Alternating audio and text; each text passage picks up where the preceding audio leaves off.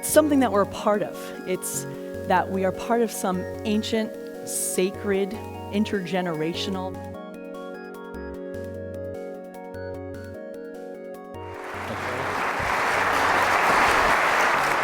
Down in the valley so low, hang your head over and hear the wind blow.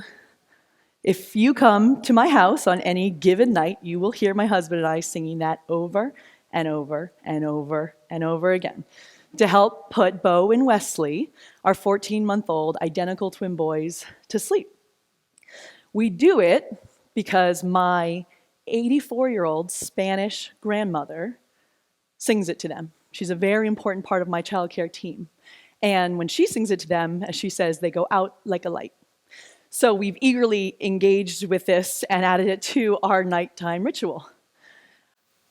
One night, my husband finally got curious and asked her why.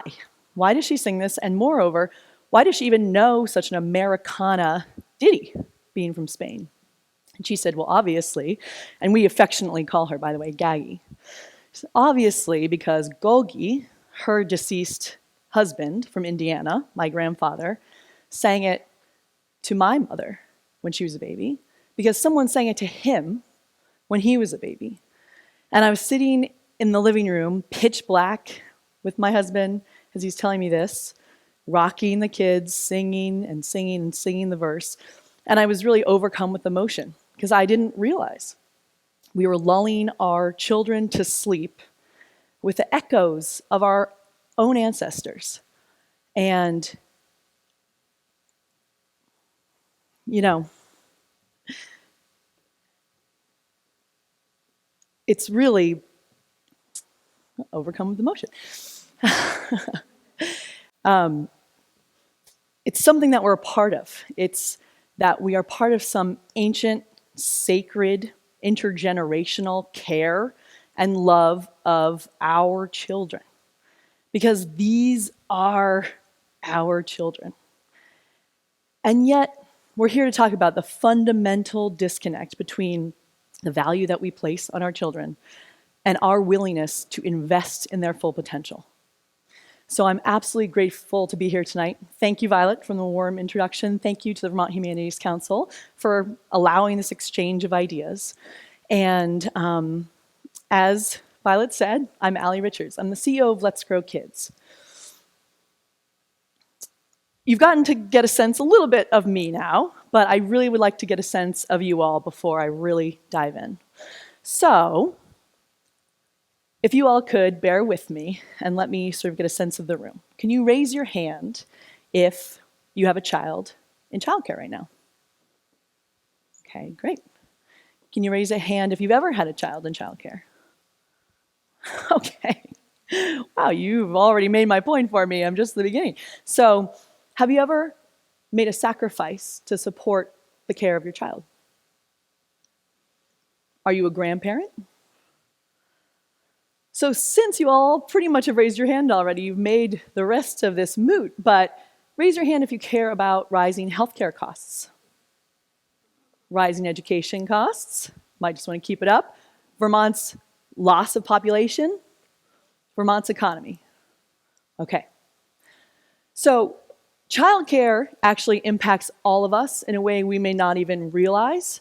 And that's what we're going to explore tonight together. I just want to notice our guides tonight in this PowerPoint might be familiar to some of you. Every single picture in this PowerPoint is actually taken at a nearby Bennington County childcare center. So, you may not be surprised to see my babies. This is Bo and Wesley. And they are identical, but this shows their personalities perfectly. They're very, very different already. And just to give you a scope of the problem, the crisis, I guess I would say, we have here in Vermont for childcare. I'm the CEO of Let's Grow Kids. We're a nonprofit that is in existence to create more high-quality, affordable childcare for Vermont. And I could not find childcare for my kids. Could not. Impossible. Finally, after relying heavily on my parents and grandmother who live an hour away, on my flexible employer, on working part-time far longer than I expected, staying out of work longer than I expected, I pieced it together, the childcare jigsaw puzzle, and thought the whole time, what are we doing here? This is wasteful, this is stupid, this is not exactly the way we would set up our society if we all sat down together and planned it out. And finally, I miraculously, when my kids were 10 months old, I finally found part-time childcare for them, which they're now in. And I have all of those supports that I listed. Resources, flexible employer, my parents nearby. I'm incredibly lucky and grateful, and I needed every single one of those to get by. So now think about how many Vermonters do you know that have not one of those supports? What are they doing? How are they getting by, let alone thriving in this situation? So there's a lot of data points that I could throw at this, but I think what I'd like you to know primarily, to ground us in this, is that 3 out of 5 of Vermont's youngest children do not have access to the childcare that they need. All right, so let that sink in for a second. 3 out of 5 of Vermont's kids, 0 to 5, do not have access to the childcare that they need. And again, this really means, ultimately, this means a lot of things, and that's what we're going to delve into together tonight. It means, first and foremost, that these kids are missing out on the healthiest, most positive start that they can possibly get. And those ripple effects are great. They affect not only, of course, the child, the family, the community, our economy, the sort of potential future for a thriving Vermont. So obviously, the first place to start is, what are the effects on the actual child if he or she needs access to high-quality, affordable early care and learning and does not have access? So let's just start with this. You don't have to take my word for it. This is a very quick, accessible video on the brain science of a developing child and the impact of a future life and health of that child from the Robert Wood Johnson Foundation. In the first years of life, a child's brain grows at light speed. Nearly 1 million neural connections are made each second, a rate never matched again. But brain development doesn't happen in a vacuum. The experiences children have at this early stage shape those connections and build the brain's foundation for the rest of their lives. From being taught to share, to learning how to cope with their emotions, to whether they receive proper nutrition, feel protected and nurtured. Evidence shows that investing in a healthy start increases a child's likelihood to graduate, stay healthy, and contribute to society later in life, as young adults, as community members. It's on all of us to make their potential our priority, so that they can grow up in a culture of health. I think we've started to realize over time, of course, brain science, brain development, when a child gets off to a good start, it's reading, writing, arithmetic. But what we now know about what happens to your brain between the ages of 0 to 5 is so much deeper than that. It is reading, writing, arithmetic. But actually, it's 1 million neurological connections a second. But what the heck does that mean? What it really means is by age 5, you have created the foundation for the rest of your life that you will be building off of. And it's not just academic success, it is health. We now know this through very clear data and science that you actually are developing your resiliency or propensity for chronic disease like diabetes, cardiovascular disease, your propensity or resiliency for addictive behaviors, character traits like perseverance, critical thinking skills, your ability to have stable relationships with other humans, your ability to have anger management. All of that is getting baked between 0 and 5 in a way that is far more impactful than we've ever even imagined. So there's a deep, deep impact on a child to make sure that he or she has the absolute best possible start in these critical years. So we don't say, okay, great, so a child should be in this setting or a child should get that. All we're saying is we're curious. If this is the most important time in a child's development, where are those children? Where the heck are those Vermont children? In Vermont, like across the country, 70% of those children have all available parents in the workforce. 7 out of 10 kids under 6 in Vermont, which mirrors the national stats, have all parents in the workforce. So they aren't at home anymore. So where are they? I can't tell you where they all are, but this is Bennington County specific data just refreshed this past month. And what we know is 72% of infants in this region, 45% of toddlers, and 40% of preschoolers who are likely to need some form of care do not have access to high quality early care and learning. I'm gonna leave that up for 1 second. So, a lot of kids, the vast majority of infants at the most crucial time in their development, in your backyard, do not have access to high quality care. That's what happens in a child's brain. That's the impact of 0 to 5 to the child. What does it mean for the family? Again, let's pause for a second and sort of try to get a sense of what this feels like for a family if you're struggling to find or afford childcare.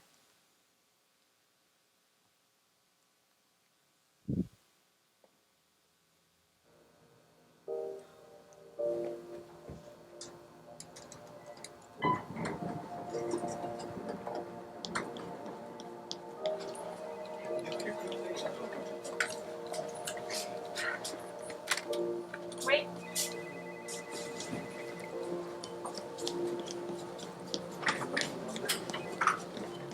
Sorry, I know, I'm sorry. Childcare in Johnson called. There's finally a space available for her if we want. The one with the woman that we loved? I thought we said we couldn't afford it. Can we afford to keep doing this? I'm gonna be late. Have a good shift. More than half of infants and toddlers likely to need childcare don't have access to high-quality, affordable programs. Giving our kids the kind of care and learning opportunities they need to succeed shouldn't mean such tough choices. Join the conversation at letsgrowkids.org. So that commercial is based on a true story that is heartbreaking. Mark Curran, the CEO of Black River Produce, saw one of his employees handing her baby through the service delivery window between shifts to her husband. They had taken a night shift and a day shift so that they could cover childcare for their kid, and they never saw each other again. So imagine the stress of a family breaking up, being torn, being separated at what should be such a joyful time in this family's life.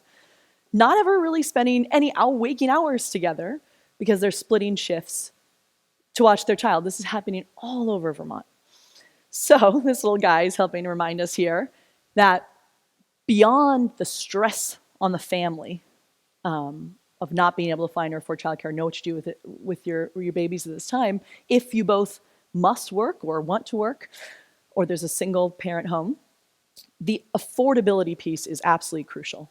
30% of household income on childcare. That's what we're finding. Families of all socioeconomic backgrounds are paying more for childcare than any other expense in their life, including their mortgage in many cases. So it's really not affordable. And I think it's really important to mention here that it's not because childcare providers are charging too much. It's because the economics of childcare really don't work.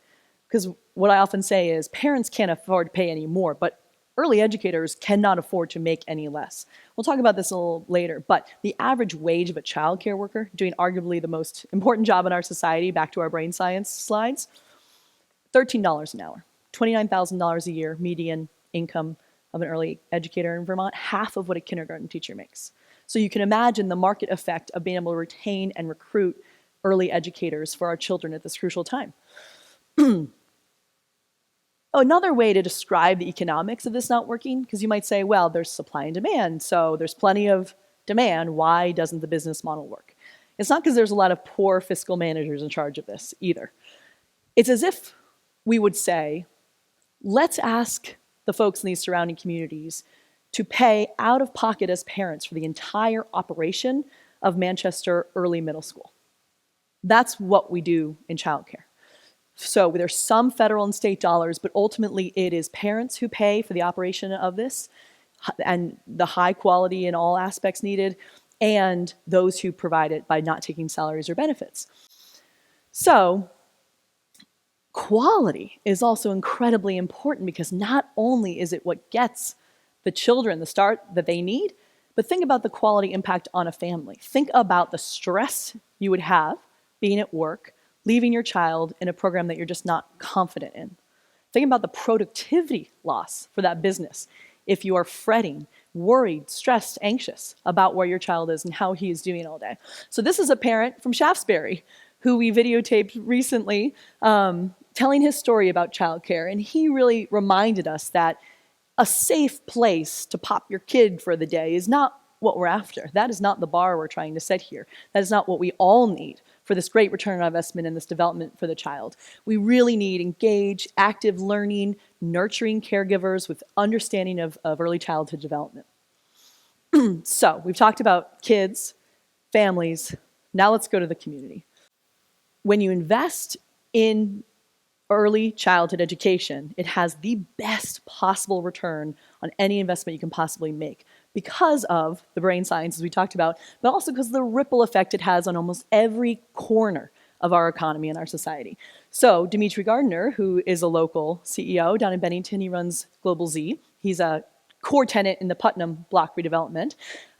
He's a childcare champion because he has seen the need for high-quality, affordable childcare to just simply keep his doors open at Global Z, which is a thriving business in this area. You can see the quote up here. As both a dad and a co-founder and CEO, I have seen firsthand how childcare challenges impact our workforce. Investing is critical for the economy and the entire Vermont community. So he needs it just to be able to keep his employees. And if you go up to the next level, the Vermont Chamber of Commerce has said we actually need 11,000 more workers every single year in Vermont's economy just to be viable, just to have the tax base to support our schools and our communities, just to be a state that can function. 11,000 more workers a year. We did a demand study last year with a collaboration of partners, including the state legislature actually, and found that we know of 1,400 Vermonters who have jobs lined up, who can't be in them because of childcare as the key barrier. So 1,400 Vermonters who we could start pushing back into the workforce pipeline when we need 11,000 as a sort of critical need for our own thriving existence moving into mid-century as Vermonters.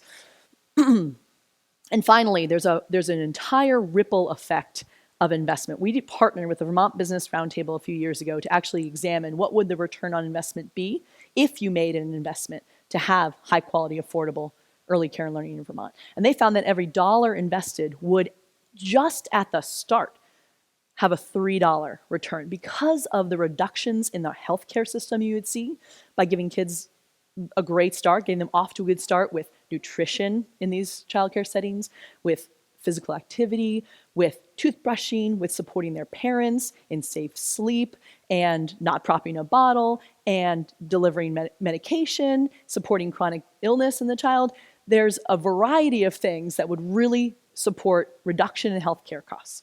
Additionally, reduction in special education costs, because what we see is a massive rise in special education that many people involved at the closest level to this will say are based on behavioral issues. The big increase we see recently are behavioral issues caused by social emotional health. Social emotional health is what is created between the ages of 0 and 5 when you're given the opportunity for high quality experiences. So reduction in costs in special ed, reduction in costs in healthcare, not to even mention, this doesn't even calculate the economic multiplier effect of imagine 2,000 more workers to actually meet the need for childcare. Bless you. Raising the wages of the early educator workforce. Giving money back to Vermonters who can actually afford childcare, allowing Vermonters to be in the workforce who choose to or need to be in the workforce who can't because they can't find childcare. That economic multiplier effect is massive and it's not even calculated in this. And then finally, imagine being the first state to get this right. The demographic potential that would have in Vermont at a time when we are in crisis with our population. No state is getting this right. No state is even close. Vermont is on the path to get this. We'll talk about that in 1 second before I lose you to despair.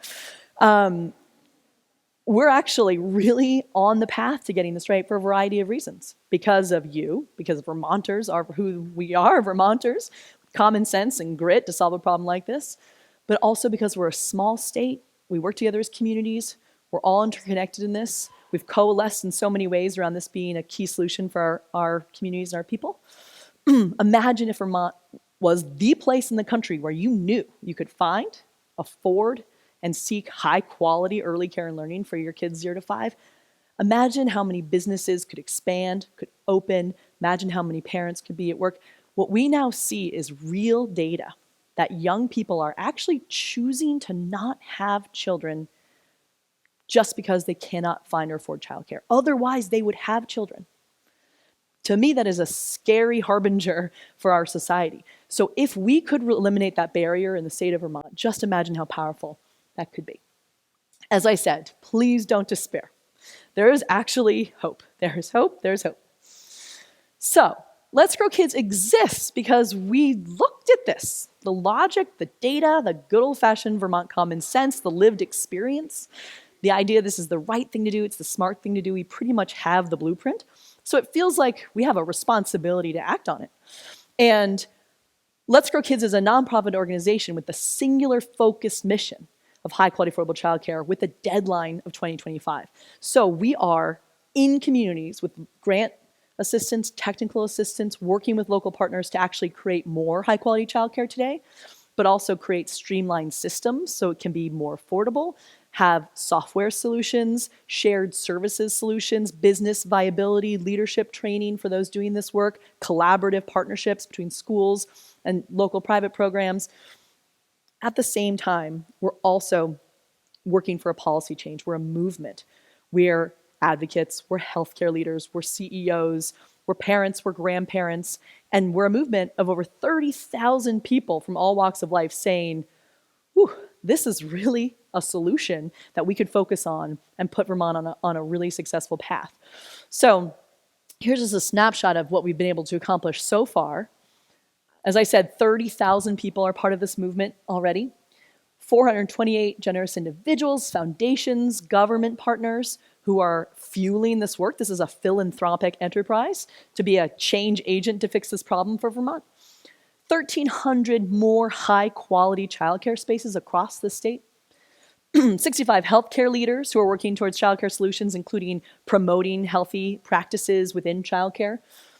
Legislators who sponsored legislation. Last year, we had a unanimous tripartisan vote out of the House of Representatives to increase childcare funding by $7.4 million.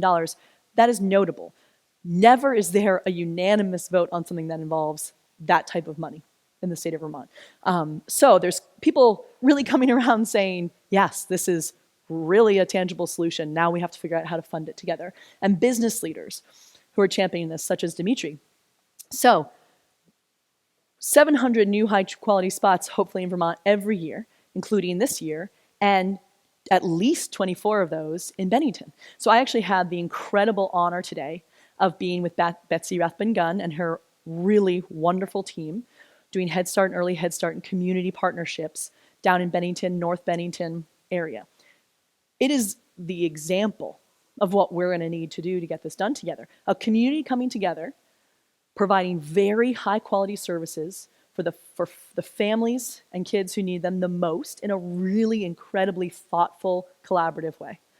And bringing the community in, having it be a solution that really fits and matches the community, and having a lot of community supports, including shared spaces, rec center.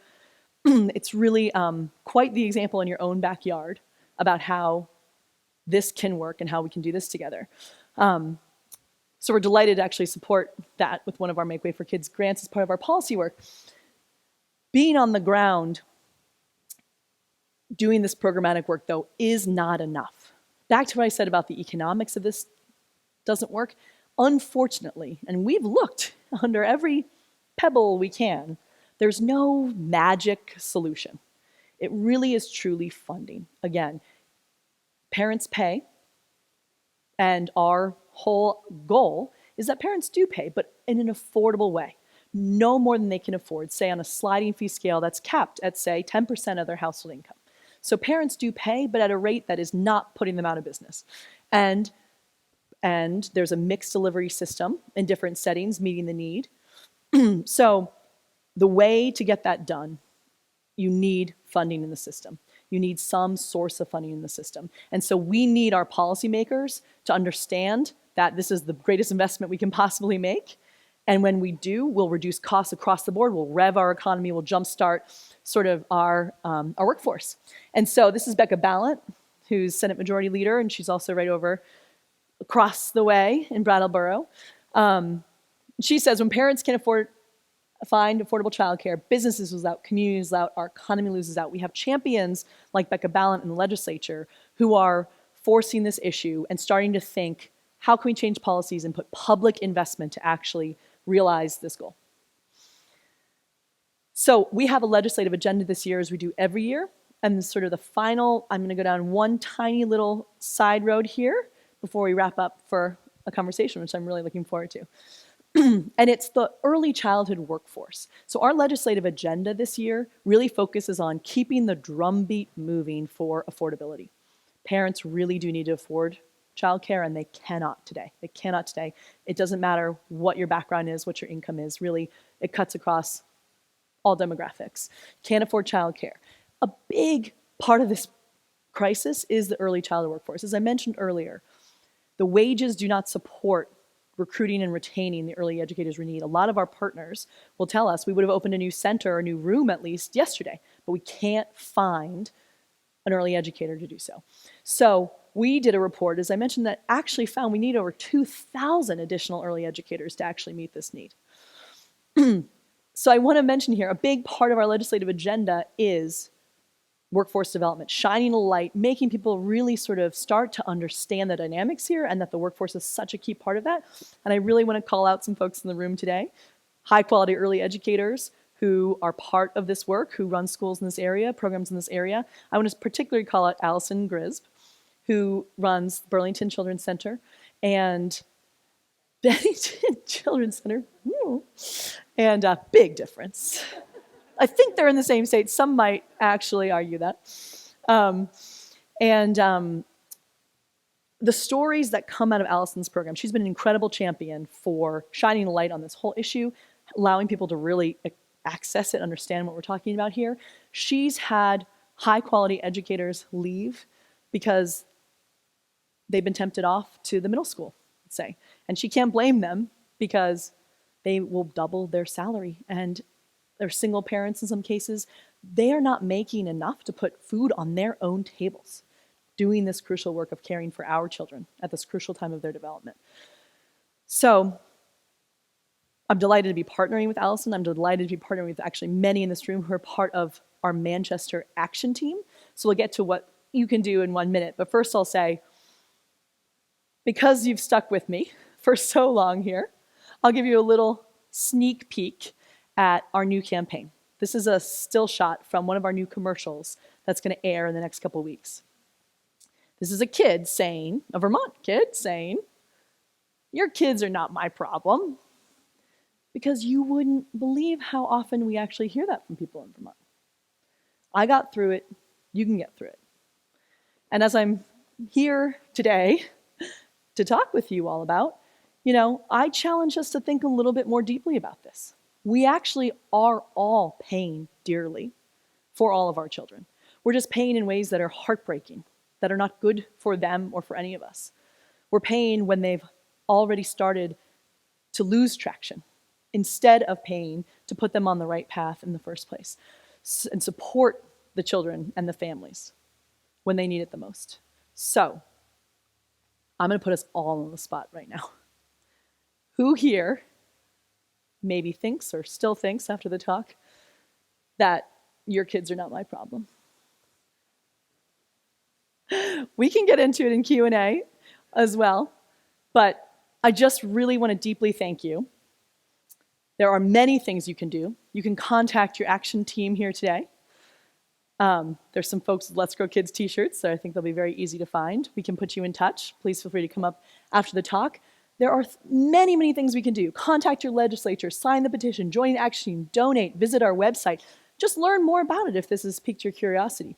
Continue to sort of think through the dynamics of this issue and see if the value proposition really does work for you. If you really believe this is the best time for our investment and we all should be working together. Because ultimately, when we invest in 0 to 5, we are going to have our greatest possible chance to turn the childcare crisis into our best opportunity to have Vermont go into mid-century in a thriving and stable, successful place. So I'll just close by saying, mercifully, there is one other verse of that song that my babies will tolerate. So occasionally, when we run out of steam and we need a second wind to sing it for the 100th time, my husband and I sing, "Roses love sunshine and violets love dew. Angels in heaven know I love you." So I'll just say thank you for your curiosity tonight and ultimately for loving our children. Thank you very much. Any questions? Great. So I've been asked to repeat the questions. The question is, the percentages all show lack of access to high quality childcare. Does that mean there's access to no childcare, and how do you define high quality? So, great point. It was honestly too many numbers to put on a slide, so I picked high quality for this.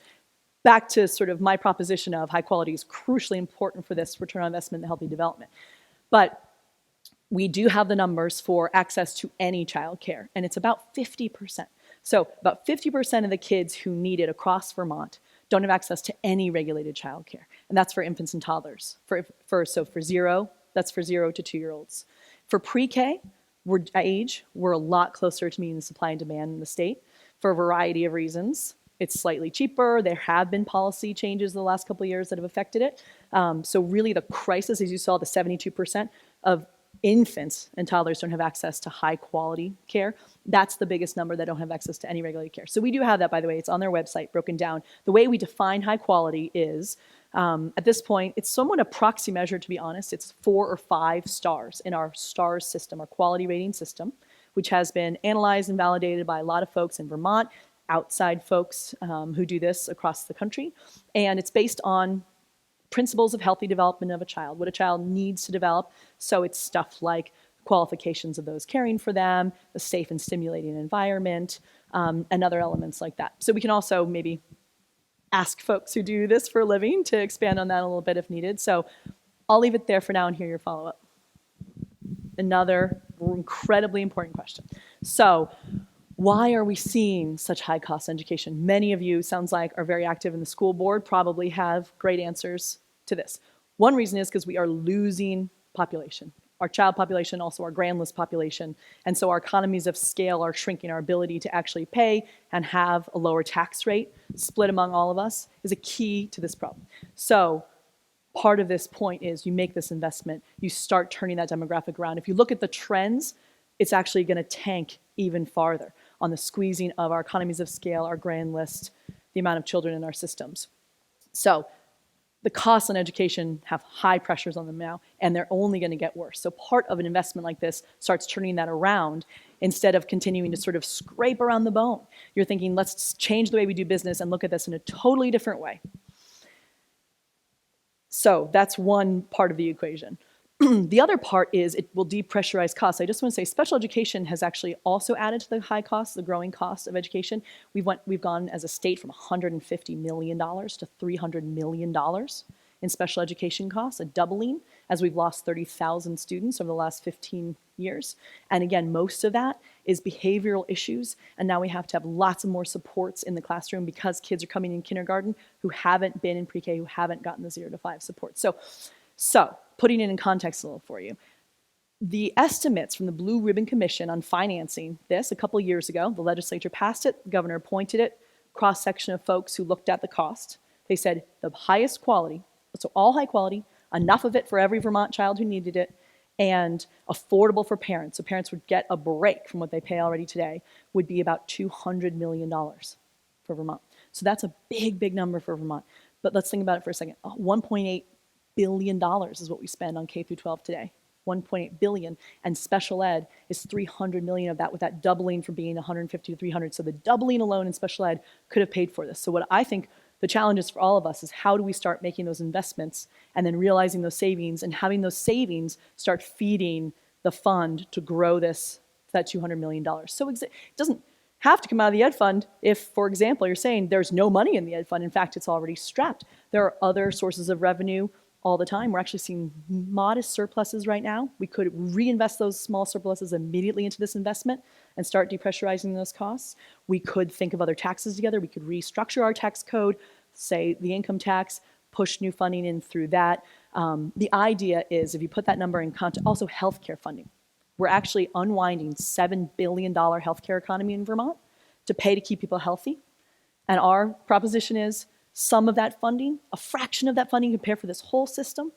If you started funding 0 to 5, that would really pay to keep people healthy. These are your ultimate, most cost-effective partners for that. So as you can see, it kind of impacts all these systems: business, healthcare, education. So if each one chipped in a bit of revenue, existing revenue, savings revenue, new revenue, we would actually be solving this problem and making that investment. So the answer is, we're trying to fundamentally change the way we do business in Vermont. I'm not trying to gloss over your very important point. This is going to be hard and honestly cause some trade-offs. There are deep, deep longitudinal studies that have happened elsewhere that show how much savings you get when you do it. I'd say the first 3 years are really, really crucial, and the kindergarten piece is not getting to that. The elementary, even the pre-K piece is not quite getting to that, and it's not full day, full year in many cases for those who need it. So I would say you're raising incredibly important points. The people who are really asking to expand over years, those kindergarten and pre-K, are those in the education system who are saying, ooh, we need it. We need it, and we need more of it, because they're the ones that are working with these kids and families every day as they grow up. And they're sort of saying, you're making the investment too late. And now we're scrambling. It does. It does. It does in a lot of different ways, and one of the ways that it unequivocally does is through Head Start and early Head Start data since 1965-ish. There's data tracking those children that says exactly that. You know, it's actually offsetting, including things all the way into prison. And that's the thing that's heartbreaking, that, again, you don't realize those savings for a very long time. But there are direct links that have been shown where actually, if you give a kid a start that she needs, 0 to 5, she's more likely to score better on third grade reading, graduate, go on to a meaningful post-graduation, whether it's higher ed or a job, you know, be a productive citizen and not be involved in the criminal justice system. And we spend $84,000 a person locking somebody up. So our whole proposition is, how can we together figure this one out? It's a challenge, no doubt. It is a challenge, but it's far less than $84,000 to give a kid high-quality, affordable childcare for a year. Thank you for that question as well. So the workforce is a really interesting part of this, and well, I'll start by saying there are a series of teacher prep programs in the state of Vermont, like, you know, UVM, Champlain College. Castleton is actually creating a brand new, wonderful one with an on-site childcare. It's going to be part of the training and have community slots, so it's sort of supporting the entire community. And there's a variety of different programming. So actually, through career and technical centers, a high school student can start thinking and training on this and lead to a CDA, which is one of the levels to work with children. Then there's an AA, an associate's degree. There's a variety of programs, including through CCV, all over Vermont for associate's degrees. And there's other programming as well. So, and then these other programs are BAs and even masters at Champlain and elsewhere. So they're great Vermont programs, but what we've also seen is we've partnered as a community of early childhood folks with CCV to do early childhood sort of preparation, continuing education, and professional development, ongoing professional development. And the idea is you need continuous sort of training, and a lot of people come at it from all different places. Some have been doing it forever and don't have a credential. And so we've been working really creatively to try to find pipelines and pathways to meet you where you are and move forward on the next credential. And so through scholarships, in our actually legislative agenda this year, there's scholarships, there's loan repayments, things that we've done like in the nursing field, for example, when there were massive shortages, we're sort of doing for early educators now as well. But I will say, I mean, maybe not inherent in your question or not, there is some discussion that there's regulations of this field, and maybe these regulations are part of sort of the problem of why we don't have early educators. And what I would say to that is, we know what a child needs for healthy development. It's an array of things. We know exactly what it is. And so like any profession, including the K through 12 world, there's a constellation of preparation needs that happen for those involved with the work for this child, including what I just mentioned, CDA, associate's degree, bachelor's, et cetera. And the first tier is really not a big hurdle, a high school diploma with one fundamentals course. So there's a constellation of sort of these needs for those entering the field, and it's actually less regulated than almost every single profession in the state of Vermont. The challenge is that there's no funding to support meeting any regulation at all. Back to the sort of economics of childcare not working, as I went into detail earlier. So just a little bit more of a rounded, the average is $29,000 a year, no benefits. Rare you get any benefits, healthcare, retirement, never we see. So half of the median income of a kindergarten teacher. $13 an hour is the median. So you're laying it out exactly, which is, what is happening is those who care deeply about this profession, train for it, have a calling for it, are great at it.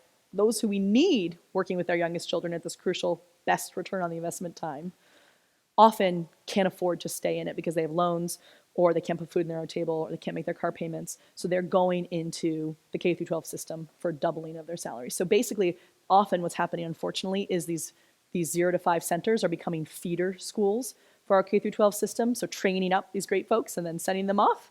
And it's really bad for the business model. It's really bad for the quality. What we actually know, it's bad for the child to have so much turnover of the nurturing caregiver. And so the market being sort of broken here is actually hampering the quality and the experiences for these kids. So we're actually working against ourselves here at a time when we know it's crucial. Great question. If we have infrastructure, why don't we use it? So I would say where it makes sense in Vermont, we actually are doing a lot of that. We've actually supported through a lot of our Make Way for Kids grants as we're supporting some of these local programs here, retrofitting empty K through 12 classrooms to have early care and learning. Where it works, it's beautiful actually, it's very elegant. And where it works best is, very little rent, say no rent, $1 a year or something, so very little overhead, which supports this struggling sort of childcare business model. Having a childcare program come in and run a childcare center out of that school classroom. You're having folks who have been doing this for a very long time and understand deeply the child development and the whole 0 to 5 spectrum, doing this care and education for the child in that empty school classroom, and they're collaborating with the nurse and learning the school systems and helping with those transitions. So I would say a lot of that is happening creatively in communities where it works. I would also say, if you don't have enough kids to run an elementary school, there's very little chance you have enough to run a childcare. It's the same problem, the same economies of scale. And transportation for young children is a huge barrier. That's why there's so much variety of childcare, because you really can't be busing babies around. So it's an extra barrier. Also, there's so much variety and development at this age that parents do need a lot more. As you see, I mean, we talk about this in our K through 12 debates often in all of our communities. This the idea of regionalization as a child gets older. You want to keep your local school for elementary school, and it's okay because you can really give those kids the heart of your community. You can give those kids what they want and need at that younger level in a smaller setting, but as they get older, more options are needed, so you get those economies of scale. So it's true for the 0 to 5 as well. It's sort of, you start with these smaller units, best for the child development and the kids' needs and families' choices, and then as they get older, it could be sort of more regionalized to get those economies of scale. And the last thing I would say is most schools are absolutely not equipped to do full day, full year, which is what almost every working Vermont family needs. Such a great point, and perhaps we can never waste a good crisis, be very creative together about following up on that and think about it holistically as, maternal, paternal leave through 0 to 5. Because what we find is the most expensive and tricky time of the childcare spectrum is those first months. We hear these stories of moms needing to go back to work after 6 weeks. I mean, she's not wanting to do that. She's not able to do anything else. It's that's sort of a humane issue almost. I would say my great hope is that we actually have a federal solution to paid family leave, to be totally honest with you, so we don't have to keep battling out with this hand-to-hand combat state by state, which is starting to get, frankly, quite ugly. If you follow the real deep details that I think are actually not even well known about the paid family leave debate, is that the bill was so compromised at the end, it actually wasn't a great policy anymore. So some advocates are actually relieved it didn't pass, so they can try again next year and actually do a real paid family leave that's equitable for Vermonters and isn't privatized, which is a bad precedent to set. Just an example. So the depths of the complications of this are great.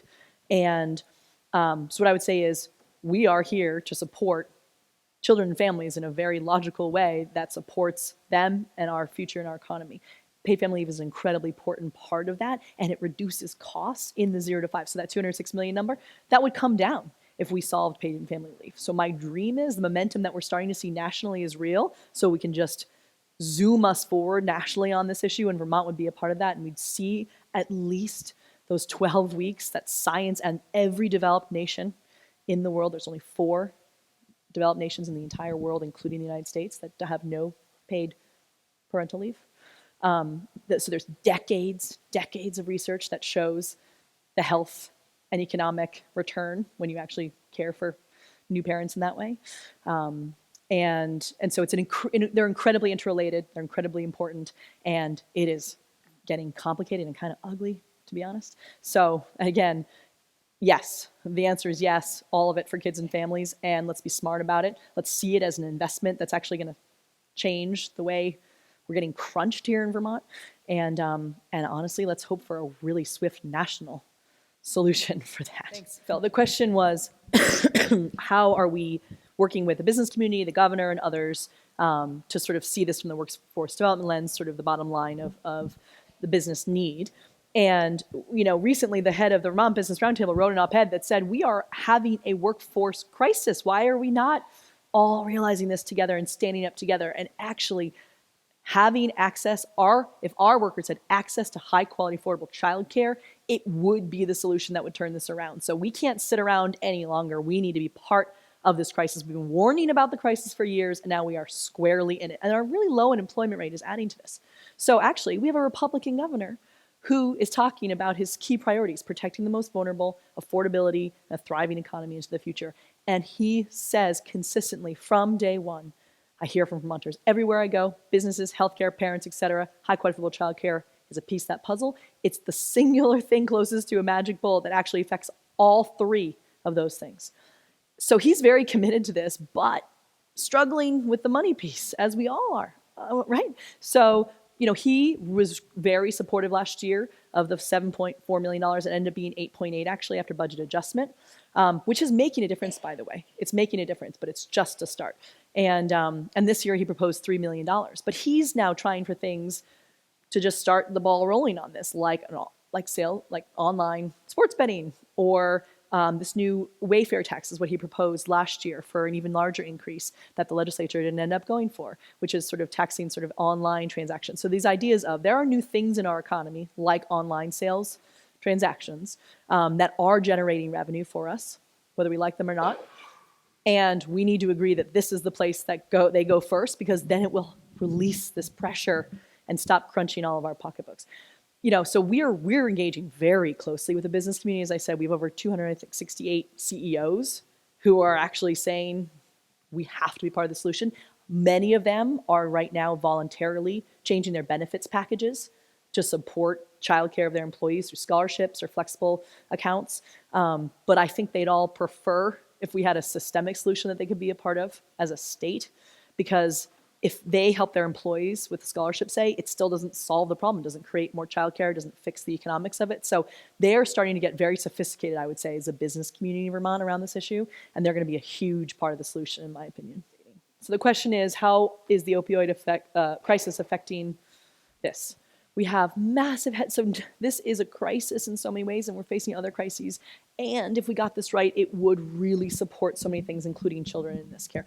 We are seeing so many grandparents caring for their grandkids as their primary caregivers because they've either lost their own child to addiction or they're suffering, they're working through treatment. In St. Johnsbury, Vermont, the Northeast Kingdom, a couple of years ago, An entire classroom of 16 kindergarten kids came in. All of them had been opiate addicted babies. So their moms were opiate addicted when they were pregnant with them, an entire classroom. So it's a really, really large challenge. And I would say we're working through treatment quite well as a state, but we don't really know what prevention looks like. And the data is really starting to show that deep prevention is 0 to 5. 0 to 5 brain development is when you're actually able to sort of create this resiliency for yourself, a protection kind of, so that you can have different coping mechanisms, and actually it helps reduce against addictive behaviors later in life. So that's one piece of this puzzle. But I would say the other one is a lot of moms actually are in treatment if their kids are in childcare. So there's starting to be some hybrid programming in some parts of the state that is working sort of with the medical community and treatment communities, and actually allowing childcare to be sort of a support for families into treatment. And again, what we know, and Mr. Rogers actually is one of the folks that has told us this the best over the years, you know, the sort of one rule, you know, you need a really wonderful, nurturing 0 to 5 environment to be the person that you are. And if you just have one person in your life, a nurturing, supportive relationship with an adult in your life, that's enough to give you some of those protections and that resiliency. And in some cases then with this opioid crisis, the child care provider is that person. The child care teacher, the early educator is that person for these kids. They're seeing unbelievable things that you never expect because of this crisis. So I guess I would say it's heartbreaking, it's real, it's affecting this very much. And this can be a key part of the solution too. Thank you all very much. Appreciate it.